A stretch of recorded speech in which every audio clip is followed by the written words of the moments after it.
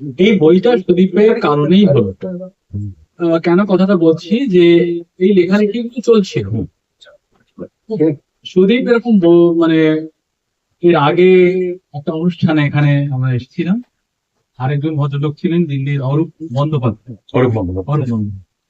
তো তার সঙ্গে একটা বেশ সভার মতো হয়েছিল, বিষয় ছিল চাঁদ। ঘরে চাঁদ ধরা দিয়েছিল কিনা জানি না, কিন্তু হয়েছিল। এইবার তখনই কথাটা পাড়া হয় বা সুদীপ আমাকে বলে যে কলকাতা বেতারের যিনি জন্মদিন, সেই দিন তুমি যদি একটা বই উদ্বোধন করার ব্যবস্থা করো, তোমার লিখে রেখে দিন সেইটা নিয়ে। আচ্ছা, যেটা সুদীপ বললো, সুদীপ তার মতো করে বলেছে। সুদীপ একজন সফল ইন্টেরিয়ার ডিজাইনার, একজন সফল প্রকাশক, এবং সুদীপের নেটওয়ার্কিং খুব বড়, মানে অন্তত আমার থেকে তো বড়, এটা ঠিক। সুদীপ তার জায়গা থেকে যেটা বলছে যে আকাশবাণী সম্পর্কে ওর লেখালেখি যেটা দেখেনি, কিন্তু আমাদের কতগুলো জায়গা স্বীকার করে যেতে হয়। যেমন এখানে যারা আছে, আমি প্রত্যেককেই বেতারের সঙ্গে যুক্ত লিখতে দেখেছি। সক্রিয় লিখেছে, সাথীদি লিখেছে, সহমও কিছু কিছু আমি একটু থামালাম, করেছে। আমি দেখিনি বলেছি, আমি বলেছি কম দেখেছি, এবং অথেন্টিক লেখা ভীষণ কম। তো অথেন্টিক কতগুলো জিনিস আমাদের একটু ঋণ স্বীকার করতে হবে। যেমন আমাদের ভবেশ দা একটা কাজ কয়েক খণ্ডে করেছে, মূলত সেটা সংকলনই, কিন্তু ভবেশ দা নিজেও তার বাইরে কিছু কিছু লেখালেখি করেছে। আমাদের সৌমেন বসু, তিনি লেখালেখি করেছেন এবং একটা বই সৌমেনের বইটা আমাদের এখানে আছে, আর মানে করেছেন আর কি আছে।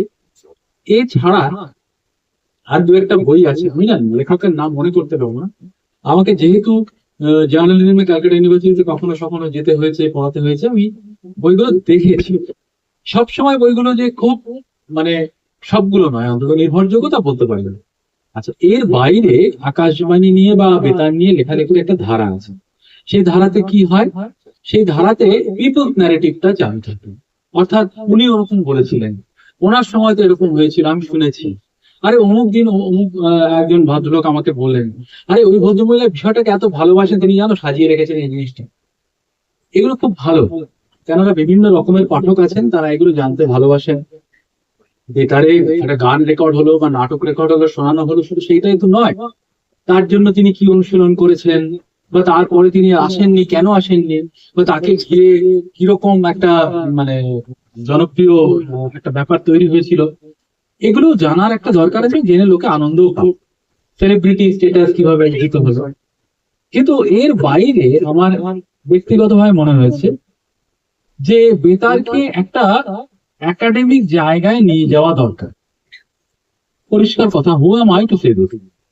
আমি কোনো বিশ্ববিদ্যালয়ে চাকরি করি না, কিন্তু একই সঙ্গে কোনো না কোনো ভাবে বিশ্ববিদ্যালয়ের সঙ্গে যুক্ত থাকার ফলে আমার মনে হয়েছে যে কোনো তথ্য সেগুলো যথাযথ রেফারেন্স দিয়ে, তার মানে কাউন্টার পয়েন্ট দিয়ে একটা জায়গা আনা। আমরা কিভাবে দেখি, প্রমাণ দেখি, প্রমাণ কিসে দেখি, লেখায় দেখি প্রমাণ।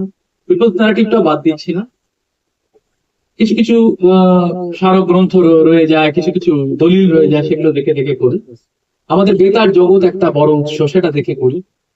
কিন্তু এছাড়াও বিদেশের বইতেও, মানে বিদেশ থেকে প্রকাশিত বইতেও কিন্তু আকাশবাণী সম্পর্কে কখনো না কখনো কিছু উল্লেখ আছে। ধরা যাক ইউনেস্কো দলিলে একটা উল্লেখ আছে, তো সেইগুলোকেও কিন্তু ব্যবহার করা যায়। এটা গেল একটা দিক। আরেকটা দিক যেটা, আকাশবাণী শুধুমাত্র কলকাতার নয়। আমরা আকাশবাণী বললে কলকাতা আকাশবাণীর কথা বলি, এ তো নয়। আকাশবাণী সারা ভারতে। বাধা কোথায় এটাকে জানতে? বাধা হচ্ছে ভাষা। আমাদের ডক্টর দীপক চন্দ্র পোদ্দার, যিনি বহুদিন ধরে নাটক প্রযোজনা করেছেন, তিনি মালায়ালাম ভাষায় নাটক করেছেন। হ্যাঁ, তিনি ত্রিবান্দ্রমে ছিলেন। তো সেটা তার পক্ষে একটা অন্য রকম ব্যাপার, একটা ডাইমেনশন। আমাদের সবার সেই সুযোগ হয়নি। কিন্তু এটাও ঘটনা, গোটা ভারতের বৈচিত্র্য বাদ দিলে আকাশবাণীকে ধরা যায় না। তাই আমার এই বইতে, ওইটা যেটা বললাম, কিছুটা একাডেমিক অন্তত আমি দাবি করতে পারি। সেই পথে এগিয়ে সারা ভারতের কিছু কিছু কথা বলা হয়েছে। যেমন বিহার থেকে একটা অসাধারণ সিরিজ, যেটা নামই ছিল লোহা সিং। লোহা সিং কে, এবং লোহা সিং কত গুরুত্বপূর্ণ হয়ে উঠেছিলেন 1962 চায়না যুদ্ধে, চায়না ওয়ার। এগুলো দরকার আছে আমার মনে হয়েছে। লেখক যিনি, তারই তো মনে হয়, তিনিই তো এগিয়ে যান। এবার তারপর তো গ্রহণ বর্জনের সুযোগ পাঠকের রয়েছে। তারপরে যেমন বাংলাদেশ যুদ্ধ, যেহেতু সাথীদি সূচনা লগ্নে ছিলেন, আমিও বর্তমানে রয়েছি আকাশবাণী মৈত্রীর সঙ্গে, সেখানে আমাদের প্রত্যেক বছর 16ই ডিসেম্বর এলে 1971-এর চর্চা করি আমি, মুক্তিযুদ্ধের চর্চা করি। কিন্তু একই সঙ্গে এটাও সত্যি, মুক্তিযুদ্ধের ব্যাপারে শুধু তো আকাশবাণী কথা বলে না, তখন বেতারই মুখ্য ছিল। তাহলে অন্য বেতার কি বলবে, তার মধ্যে সত্যতা কতটা ছিল, এইগুলো। তো এইগুলো ঘুরে ফিরে এসেছে, চেষ্টা করেছি একটা একাডেমিক বেন্ড রাখার। এর বেশি সত্যি সত্যি আমার কিছু বলার নেই বইটা নিয়ে, খুব মোটা বই তো নয়। হ্যাঁ, একটা জিনিস শুধু বলে দিয়েছে, আমার বলাও বারণ, কিছু একটা ও আমাকে বারণ করেছে সেই লেখাটা দিতে, সেই লেখাটা বানাতে বলেছে, পারবে কিনা জানি না, করলে সুদীপই করবে, আমাকে খুব একটা প্রকাশকের ফোন আমার কাছে আসে না, আমি অত স্পর্ধিত লেখক নই। তো ফলে সেইটাই। আর এই যে একটা আয়োজন করেছে সুদীপ ছোট্ট ঘরের মধ্যে, এত গুণী মানুষজন নিয়ে, এবং বিশেষ করে দুজন উদ্বোধক যারা, দিব্যদা, জয়ন্ত।